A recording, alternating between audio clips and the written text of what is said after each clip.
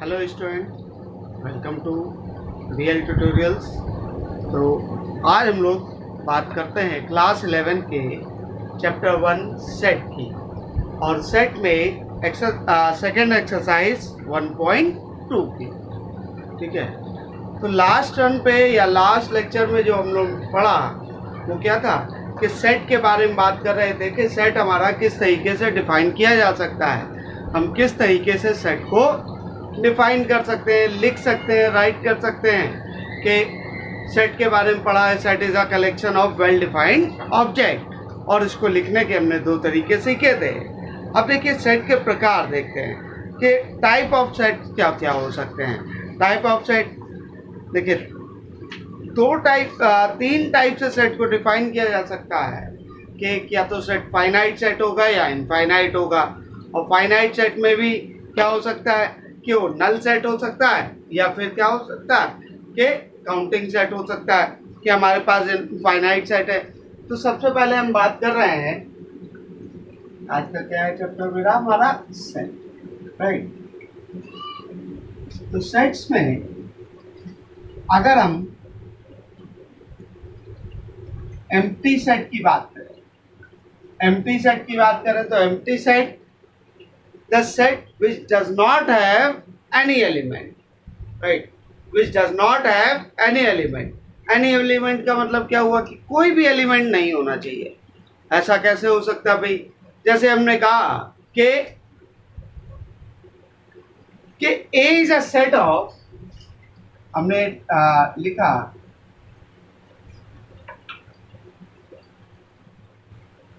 X such that X is a student of class 10 and class 11 both। ठीक है, तो ऐसा हो नहीं सकता भाई कि कोई स्टूडेंट है और जो क्लास 10 और क्लास 11 बोथ का स्टूडेंट हो। हो सकता है कोई स्टूडेंट कि क्लास 11 का भी स्टूडेंट हो, क्लास 10 का भी स्टूडेंट हो, या हम कहें अच्छा। तो यहाँ से हम कह सकते हैं कि ये हमारा कैसा है, नल सेट है, वॉइड सेट है सेट। तो यहाँ क्या कह सकते हैं, सेट कंटेन्स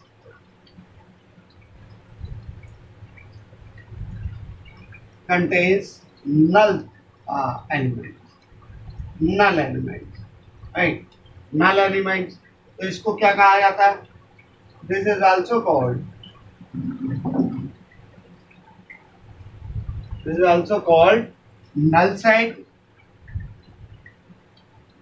null set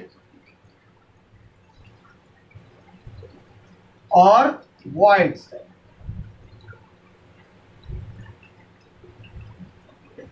देखिए हमेशा ऐसा नहीं होगा, कभी कभी इक्वेशन भी बन के आएगी और इक्वेशन के सॉल्यूशन क्या होंगे। जब इक्वेशन का कोई भी सॉल्यूशन नहीं हो तो हम कहते हैं कि इसमें कोई भी आंसर नहीं आ रहा है, ये कोई भी एलिमेंट नहीं मिलेगा, राइट। तो अब अगले टाइप की बात करते हैं, फाइनाइट सेट की बात। ठीक है, फाइनाइट सेट के बारे में बात करते हैं। फाइनाइट सेट क्या होते हैं भाई? फाइनाइट सेट जिसमें नंबर ऑफ एलिमेंट्स क्या हो, फाइनाइट हो, जिसको हम आसानी से काउंट कर सकें। ठीक है, जिसको हम आसानी से काउंट कर सकें, तो ऐसे सेट को हम कहते हैं कि फाइनाइट सेट है। जैसे कहा जाए कि set A is a set of all student of class 11, right. तो यहाँ क्या है कि क्लास 11 के जितने भी स्टूडेंट हैं उनको हम काउंट कर सकते हैं finally, right. This is not the infinite, finally तो काउंट किया ही जा सकता है। तो हम कहेंगे कि ये हमारा क्या है, किस तरीके का सेट है, जो हमारा फाइनाइट सेट है, राइट। और कुछ एग्जाम्पल लिख लें इसके, जैसे 1 2 3 4 5, बी इक्वल टू लिख लिया, ए बी सी डी। तो हमें दिख रहा है कि इसमें कितने 5 मेंबर्स हैं, इसमें 4 मेंबर्स हैं। तो हम कह सकते हैं कि this set is finite set, क्योंकि यहाँ पर हम नंबर ऑफ एलिमेंट्स को क्या कर सकते हैं, काउंट कर सकते हैं आसानी से। तो हम कह सकते हैं कि ये हमारा क्या है, फाइनाइट सेट। क्लियर हुआ? अब आगे बात करते हैं इनफाइनाइट सेट की। तो इसकी डेफिनेशन लिखना हो तो लिख लीजिएगा, the set contains the finite number of element is called the finite set, infinite set.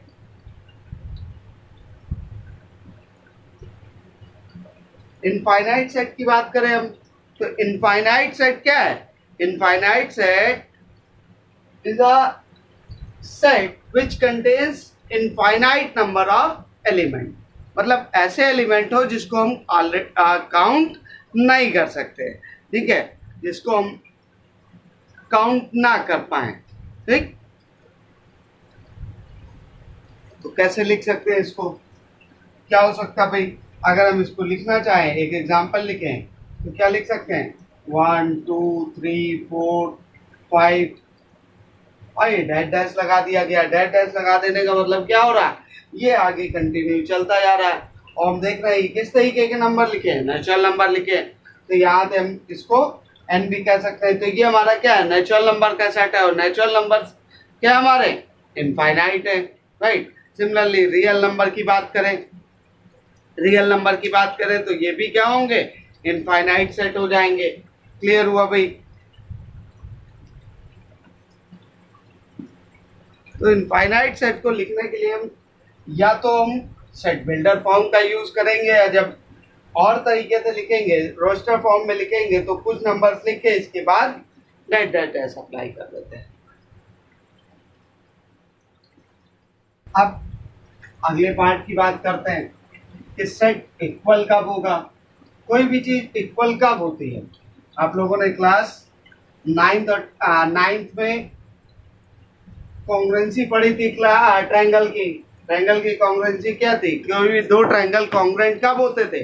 कि जब उनकी सारी साइड और सारे एंगल कॉरस्पॉन्डिंग साइड्स और एंगल के इक्वल हो जाते थे, तो हम कहते थे कि दोनों ट्रायंगल क्या हो गए? कॉन्ग्रुएंट हो गए। यही चीज यहां पर भी है। तो इक्वल सेट से मतलब क्या है?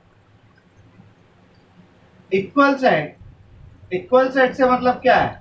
ऐसे दो सेट जो क्या हो, जिनके नंबर ऑफ एलिमेंट सेम हो, साथ ही साथ एलिमेंट भी सेम होने चाहिए, राइट। अगर एलिमेंट भी सेम होंगे तो हम कहेंगे दोनों सेट क्या हो गए? इक्वल सेट हो गए। तो यहाँ पे एक एग्जांपल देख लें। Let's say a equal to 1 2 3 4 और b इक्वल टू गिवन है 3 2 1 4। तो यहाँ से हम देख रहे हैं कि दोनों सेट में नंबर ऑफ एलिमेंट भी सेम है। कितने सेट एलिमेंट है? ए में 4 है, बी में भी 4 है। और अगर हम एलिमेंट्स की बात करें तो 1 यहाँ पर भी है, 1 यहाँ भी है, 2 यहाँ भी है, 2 यहाँ भी है, 3 यहाँ है और 4 भी यहाँ पर है, राइट। तो नंबर ऑफ एलिमेंट के साथ साथ एलिमेंट भी सेम हो रहा है। तो हम कह रहे हैं कि ये दोनों सेट क्या हो गए? इक्वल सेट हो गए। और इसको लिखने का तरीका क्या होगा? a equal to B. और आपको ये पता ही है कि सेट को लिखने के लिए हम क्या करते हैं? कैपिटल लेटर का यूज करते हैं, राइट। चलिए सॉर्ट आउट कर देते हैं।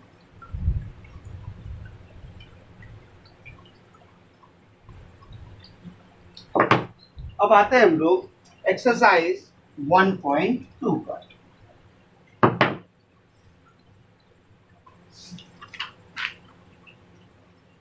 तो एनसीईआरटी एक्सरसाइज 1.2।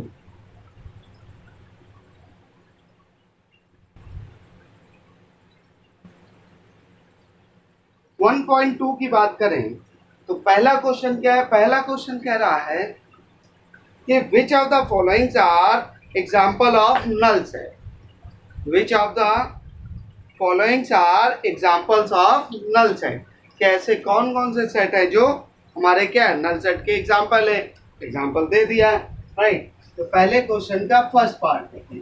तो सिंपली हमें फाइंड आउट करना है कि ये हमारा सेट नल सेट है या नहीं है, राइट। नल सेट है या नहीं है। तो हम देखेंगे पहला क्या कह रहा है? Set of odd natural number divisible by 2। Set of odd natural number divisible by 2।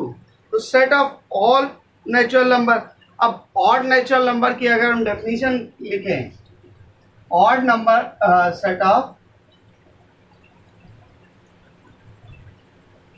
Natural number divisible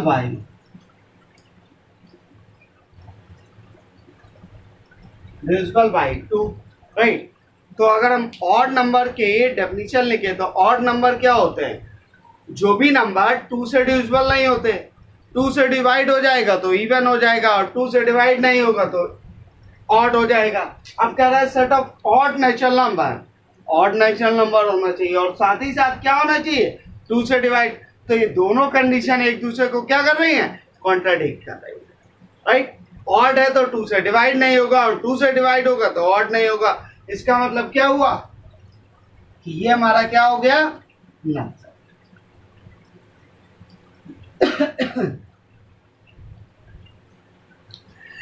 next part की बात करें, set of even prime number, set of even prime number, right. Even prime number कौन कौन से होते हैं? हाँ, या हम कहें सीधे प्राइम नंबर क्या होते हैं कि प्राइम नंबर वो नंबर जो हमारे क्या हो, या तो खुद से डिवाइड हो या फिर 1 से डिवाइड हो, इसके अलावा किसी और से डिवाइड नहीं होते हैं। अब कह रहा है set of even prime number. तो इवन प्राइम नंबर, अगर हम प्राइम नंबर को सही से देखें तो कौन कौन से होते हैं? कहाँ से स्टार्टिंग होती है? तो स्टार्टिंग होती है 2, 3, 5, 7, 11, 13, 17, 19, 23, इस तरीके से बढ़ते जाते हैं। तो यहाँ पे हमारा इवन नंबर कोई दिख रहा है? बिल्कुल दिख रहा है। केवल और केवल एक नंबर ऐसा होता है जो इवन प्राइम नंबर होता है, तो ये हमारा क्या है? Not null. ठीक है, तो ये हमारा नल सेट नहीं हुआ। थर्ड पार्ट की बात करें, थर्ड पार्ट क्या कह रहा है? इस set of x is a natural number,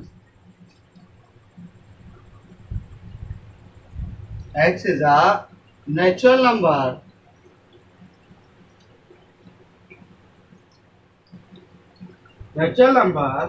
and x is less than 5 and x is greater than 7, ठीक है।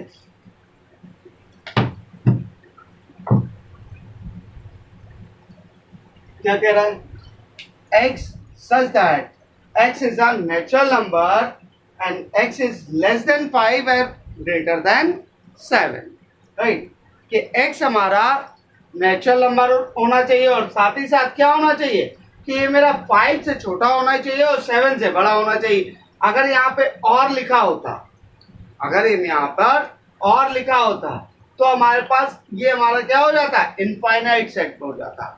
लेकिन यहाँ पर क्या लिखा है? एंड लिखा है। एंड का मतलब क्या होता है कि ये कंडीशन भी फुलफिल होनी चाहिए और साथ ही साथ ये कंडीशन भी फुलफिल होनी चाहिए। तो जब दोनों ही कंडीशन फुलफिल हो तो क्या कोई ऐसा नेचुरल नंबर होगा जो 5 से छोटा और 7 से बड़ा हो, राइट। 5 से छोटा और 7 से बड़ा हो, तो ये हमारे क्या है? दोनों कंडीशन क्या हो रही है? एक दूसरे को कॉन्ट्राडिक्ट कर रही है, इसलिए ये हमारा क्या हो जाएगा? नल सेट हो जाएगा।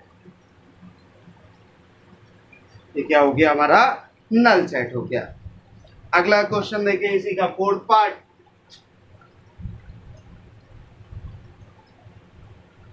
y such that y is a point common to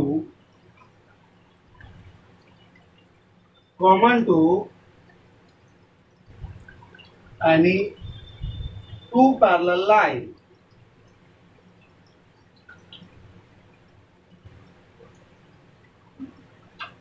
any two parallel line। तो y हमारा क्या है? y is a point common to any two parallel line, right.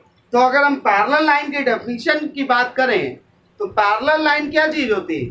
Parallel line जब भी हम बात करते हैं तो पैरेलल लाइन और line which is equidistance all the time, या विच मीट्स एट इनफाइनाइट, या विच नेवर मीट्स, राइट। इनके बीच की जो डिस्टेंस है वो हमेशा सेम रहेगी और ये कभी भी एक दूसरे को मिलती नहीं है।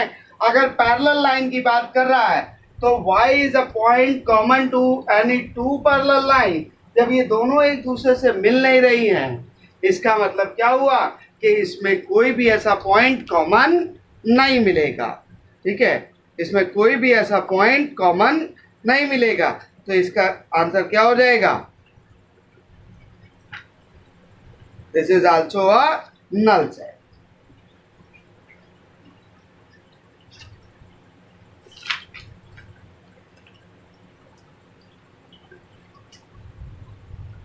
Right, this is also a null set.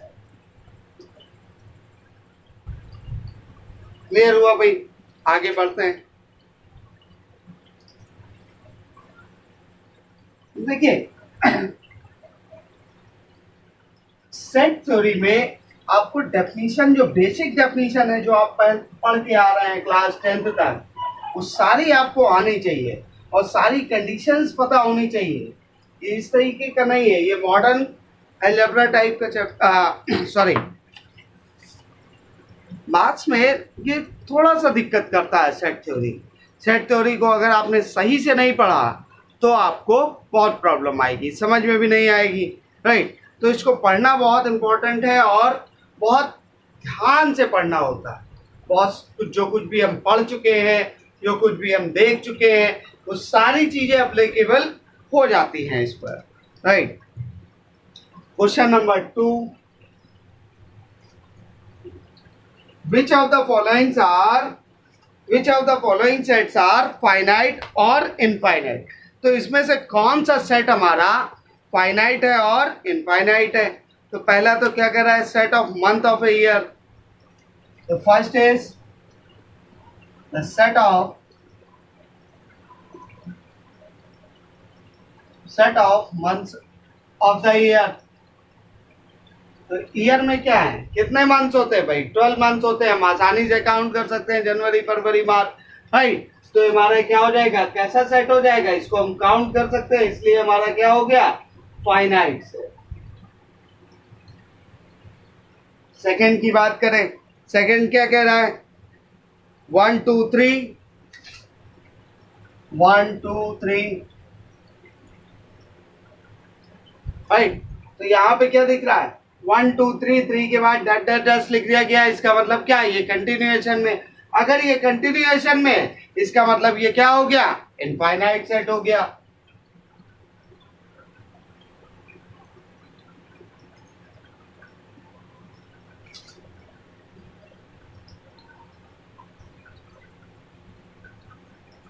अब थर्ड की बात करें तो 1 2 3 अप टू क्या है, 100। 1 2 3 और डैट डैट डैश के बाद लास्ट नंबर क्या लिख दिया गया, 100। तो ये 100 तक ही जा रहा है, ये काउंटिंग 100 तक जा रही है। इसका मतलब हम इसे काउंट कर सकते हैं, इसका मतलब ये क्या हो गया, फाइनाइट।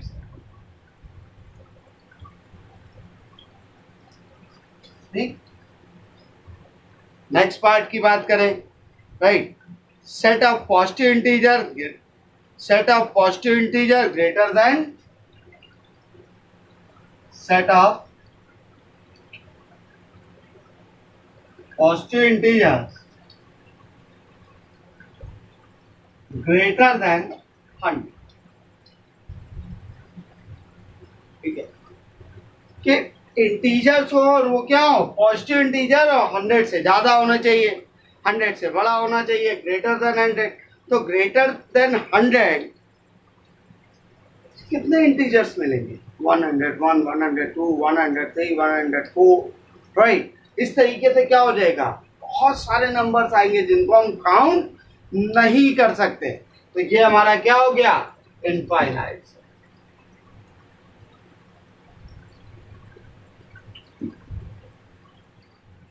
अगले पार्ट पे आए, the set of prime number less than 99। Set of prime number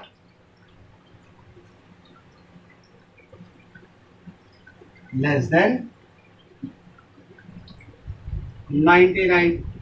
तो प्राइम नंबर हमें पता है कहाँ से स्टार्ट होते हैं भाई, 2, 3, 5, 7, 11, 13, 17, 19, 23, 29, ये हमारे क्या है, प्राइम नंबर्स हैं, राइट। और ये क्या है, 99 तक ऐसे प्राइम नंबर को सारे को हम काउंट कर सकते हैं।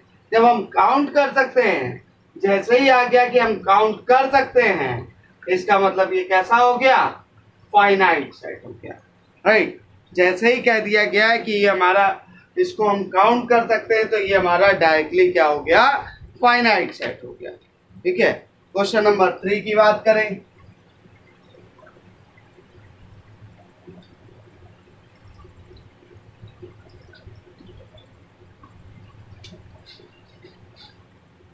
क्वेश्चन नंबर 3 की बात करें, set whether state whether each of the following set is finite और इनफाइनाइट। फिर से फाइनाइट और इनफाइनाइट की बात कर रहा है, तो मैं केवल लिखता जा रहा हूँ, पूरे क्वेश्चन नहीं लिखूंगा इस बार। फर्स्ट पार्ट की बात करें, the set of line which is parallel to x axis. तो एक्स एक्सिस के पैरेलल कितनी लाइन ड्रॉ की जा सकती है भाई? एक्स एक्सिस क्या है, एक स्पेस में एक्स एक्सिस स्पेस को हमने क्या कर दिया, दो परपेंडिकुलर लाइन से डिवाइड कर लिया। एक को हमने हॉरिजॉन्टल लाइन को एक्स एक्सिस कर दिया और वर्टिकल लाइन को क्या कर दिया, वाई एक्सिस कर दिया। अब एक्स एक्सिस के पैरेलल मतलब हॉरिजॉन्टल के पैरेलल कितनी लाइंस हो सकती, इनफाइनाइट लाइंस हो सकती, राइट। तो पहला पार्ट क्या हो गया, इनफाइनाइट। सेकेंड पार्ट की बात करें, सेकेंड एग्जाम्पल क्या है, the set of letters in English alphabets, right. English alphabets में set of letters in English alphabets. तो अल्फाबेट हमारे क्या होते हैं, फाइनाइट होते हैं भाई। इंग्लिश अल्फाबेट्स की बात कर रहा है, हमने ऑलरेडी बचपन से पढ़ रखा है। इंग्लिश अल्फाबेट्स क्या होते हैं, 1 2 3 4 5 6, सॉरी, ABCDEFGH, राइट। और ये कितने होते हैं, 26। इसका मतलब ये क्या हो गए, जब हम किसी भी एलिमेंट्स को काउंट कर सके, सेट के एलिमेंट्स को काउंट कर सके, तो हम कहते हैं कि ये हमारा क्या हो रहा है, फाइनाइट सेट बन रहा है, राइट। नेक्स्ट पार्ट की बात करें, the set of numbers which is multiple of 3 which is multiple of 5। तो ऐसे नंबर जो 5 के मल्टीपल है, 5 के मल्टीपल कितने हो सकते हैं, इनफाइनाइट हो सकते हैं। 5 के मल्टीपल कितने हो सकते हैं, इनफाइनाइट हो सकते हैं, राइट। तो ये हमारा क्या हो जाएगा, इनफाइनाइट सेट हो जाएगा। नेक्स्ट पार्ट की बात करें, the set of animals living on the earth. The set of animals living on the earth, कि अर्थ पर रहने वाले जितने भी एनिमल्स हैं, वो हमारे, उनका अगर हम सेट बनाएं तो वो हमारा क्या हो जाएगा।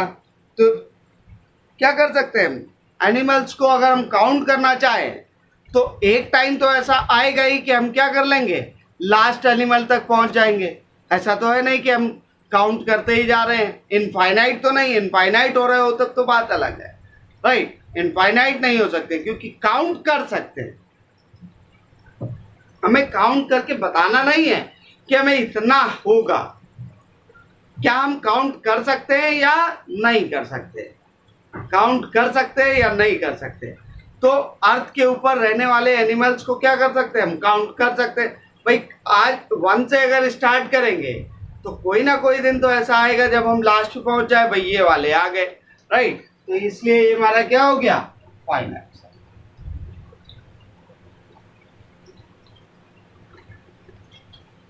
फिफ्थ पार्ट की बात करें, the set of circle passing through origin 0,0। तो जैसा ही पैरेलल लाइन की बात कर रहा था कि एक्स एक्सिस से पैरेलल लाइन कितनी बनाई जा सकती है, वैसे ही ऑरिजिन से पास होने वाले कितने सर्कल ड्रॉ किए जा सकते हैं। तो ऑरिजिन से पास हो ऐसे कितने सर्कल ड्रॉ किए जा सकते हैं, इनफाइनाइट किए जा सकते हैं।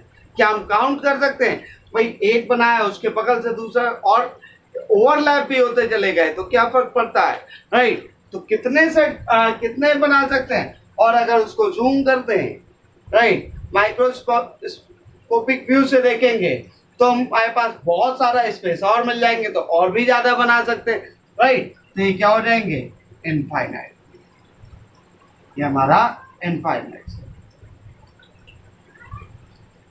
क्वेश्चन नंबर 4,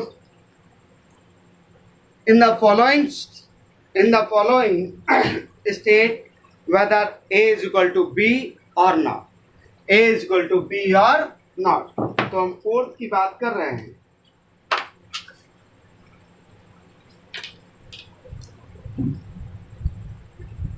फोर्थ की बात कर रहे हैं, फोर्थ के फर्स्ट पार्ट में देखें तो a is equal to given है a b c and d, right, and b is equal to given है d c b a, right. तो क्या हमारा a इक्वल टू b हो रहा है या नहीं, पहले तो काउंट करें कि नंबर ऑफ एलिमेंट्स इक्वल है या नहीं। नंबर ऑफ एलिमेंट्स अगर इक्वल है 1 2 3 4 1 2 3 4 4 एलिमेंट है, a यहाँ है, यहाँ भी मौजूद है, b है, b भी है, c भी है और d भी है। इसका मतलब क्या हो गया, a is equal to, second part की बात करें, a is equal to 4 8 12 and 16, और b इज इक्वल टू क्या दिया है 8 4 16 एंड 18। तो यहां से देखें, पहला काम काउंटिंग कर लें कि कितने एलिमेंट है, तो ए में एलिमेंट कितने हैं 1 2 3 एंड 4, 1 2 3 एंड 4, राइट। अब दूसरा काम क्या करें, एलिमेंट्स को मैच करें, 4 इसमें है, इसमें भी मौजूद है, 8 भी मौजूद है, 12 ए में है लेकिन बी में नहीं है। इसका मतलब क्या हुआ, 8 is not equal to B. हमें हर एक एलिमेंट चेक करने की जरूरत नहीं है, अगर एक भी हमारा मिसमैच हो गया तो हम सीधे कह सकते हैं कि a is not equal to b, right. Third portion की बात करें, थर्ड पोर्शन में क्या कह रहा है, a इज इक्वल टू 2 4 6 8 10, और b इज इक्वल टू क्या दिया है, x such that x is positive even integer, positive even integer and less than 10, right. तो एक काम करें, एक हमारा रोस्टर फॉर्म में लिखा हुआ है, दूसरा हमारा सेट बिल्डर फॉर्म में लिखा हुआ है, तो दो सेट बिल्डर फॉर्म को क्या कर लें, रोस्टर फॉर्म में चेंज कर लें। क्या कह रहा है ये, x is positive even integer less than 10, right. तो कौन कौन से हो सकते हैं, 2 हो सकता है, 4 हो सकता है, 6 हो सकता है, 8 हो सकता है, 10 भी इंक्लूडेड है। तो यहाँ से क्या दिख रहा है, 2 4 6 8 10, 2 4 6 8 10, that this imply a is equal to b, right. ये हमारा a is equal to b आ गया।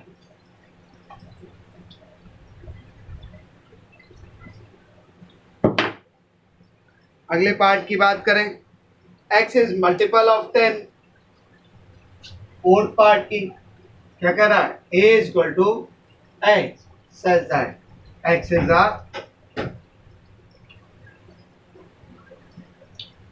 मल्टीपल ऑफ 10, ठीक है। और b क्या गिवन है, 10 15 20 25 30 और that, right. x is a multiple of 10, तो सबसे पहले x को क्या कर लें, रास्टर फॉर्म में लिख लें। मल्टीपल ऑफ 10 है, इसका मतलब क्या हुआ, 10 का मल्टीपल आएगा 10 20 30, ये इस तरीके से बढ़ते जाएंगे। हम अगर देखें तो a और b में एलिमेंट्स मैच नहीं कर रहे हैं, 15 b में है लेकिन a में नहीं है। एक्चुअली क्या हो रहा है कि b के जो एलिमेंट है वो 5 के मल्टीपल है, जबकि a के मल्टीपल के a के एलिमेंट क्या है, केवल 10 के मल्टीपल है। तो यहाँ से क्या आ जाएगा, a is not equal to b, right.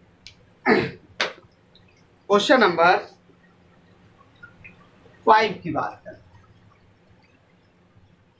तो इतना देखिए समझ में आ रहा है या नहीं? ठीक है।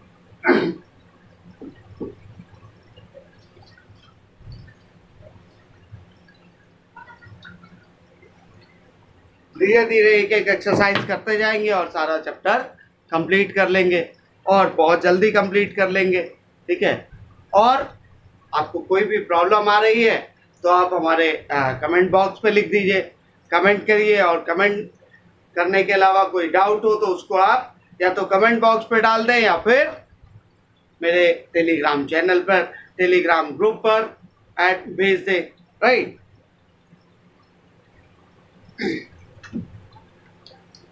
Now question number 5।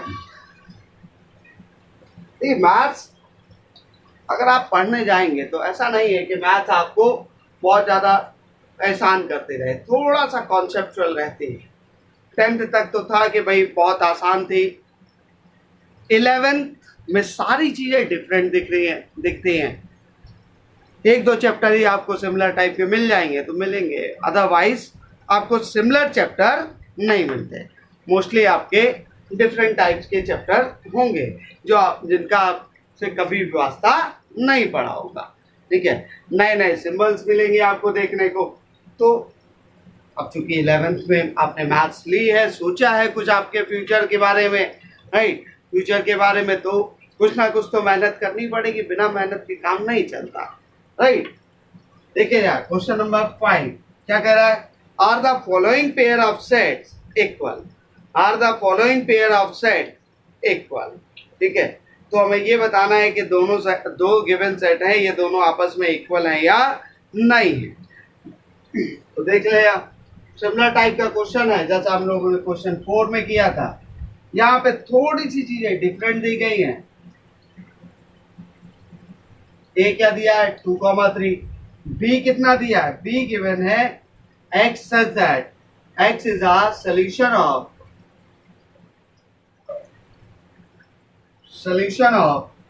x square plus 5x plus 6 equal to 0।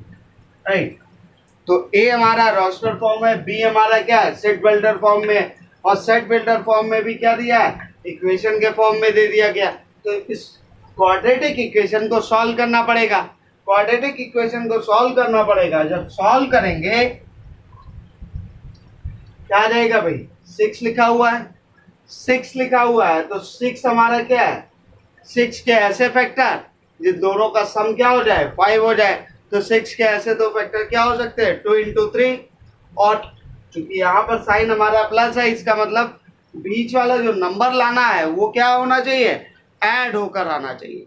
अगर यहाँ निगेटिव होता तो बीच वाला नंबर सब्ट्रैक्ट करके आता है। ये याद रखिएगा क्वाड्रेटिक इक्वेशन को सॉल्व। अगर किसी ने बताया आपको तो बहुत अच्छी बात है, अगर नहीं बताया तो ये भी आप समझ लीजिए। राइट। तो ये कितना हो गया? 2,3 हो जाएगा। लेकिन x प्लस, तो यहाँ पे जब इसको आप सॉल्व करेंगे तो आंसर क्या आएगा? -2 -3। तो यहाँ से हम देख रहे हैं कि 2 और 3 और b क्या है? -2 -3। इसका मतलब क्या हुआ? a is not equal to, right. 2 को आप यहाँ पे पुट करके भी देख सकते हैं, इसके सेटिस्फाई करके देख लीजिए। 2 को अगर पुट करेंगे तो 4 + 10 + 6। सिंपल सी बात है।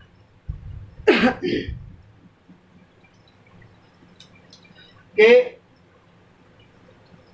अगर आप पॉजिटिव नंबर ही पुट कर रहे हैं, x की वैल्यू अगर हम पॉजिटिव पुट कर रहे हैं तो ये पॉजिटिव ही तो आएगा। और सारे नंबर ऐड हो रहे हैं तो 0 के इक्वल तो कतई नहीं होना। इसका मतलब x की वैल्यू क्या आनी चाहिए? निगेटिव आनी चाहिए। और निगेटिव आ रही है तो -2 और -3 आ जाएगा। ठीक है। सेकेंड पार्ट की बात करें, तो सेकेंड पार्ट क्या कह रहा है?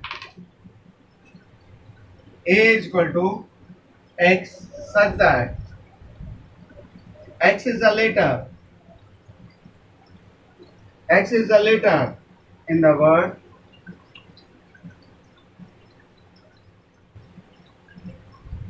follow।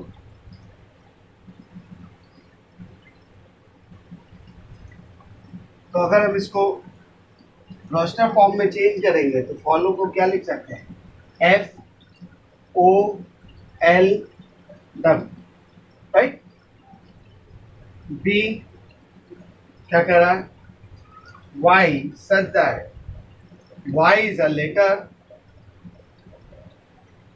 of the word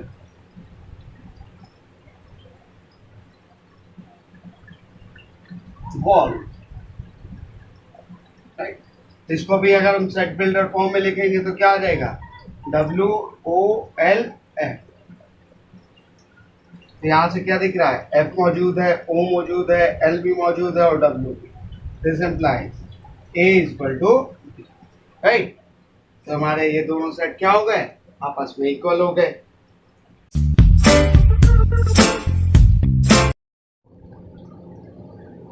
तो क्वेश्चन नंबर 6 अगर देखें तो हमारे पास ये सारे सेट्स गिवन है और इस सारे सेट्स में से हमें बताना है कि कौन कौन से सेट हमारे क्या है, आपस में इक्वल है। देखें ए क्या है, 2 4 8 12। क्या 2 4 8 12 कहीं पे दिख रहा है, 2 4 8 12, इसमें 12 नहीं है, इसमें 2 नहीं है, इसमें भी 12 नहीं है, तो 1 तो किसी के साथ इक्वल नहीं। बी के बारे में बात कर रहे हैं, 1 2 3 4, तो 1 2 3 4, तो ये और ये आपस में इक्वल हो गए, राइट। तो B इक्वल टू क्या हो गया, D के इक्वल हो गया। और देखें किसी और के इक्वल है B, नहीं। C देखें 4 8 12 और 14, तो C भी किसी के इक्वल नहीं दिख रहा है। अब E के बारे में बात करें, E हमारा क्या है, -1 और 1।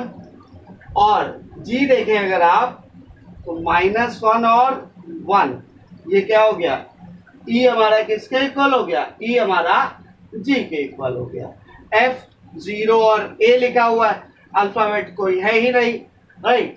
तो H 0,1 है, 0,1 भी कहीं पे नहीं, तो हमारे पास इक्वल सेट क्या है, B इक्वल टू D और E equal to G, right. ये हमारा आज की एक्सरसाइज कंप्लीट हुई। होपफुली आपको क्लास समझ में आई होगी, चीज़ें समझ में आई होंगी, और समझ में आई हो, कोई दिक्कत आ रही हो तो बताएं मुझे, कमेंट करें और हमारे चैनल को ज़्यादा से ज़्यादा सब्सक्राइब और लाइक करें, ठीक। और हमारे डिस्क्रिप्शन बॉक्स में लिखे हुए टेलीग्राम चैनल को भी, टेलीग्राम ग्रुप को भी आप ज्वाइन कर लें, ताकि आप वहाँ पर हमें मैथ से रिलेटेड डाउट को डिस्कस कर सकें, राइट। Thank you.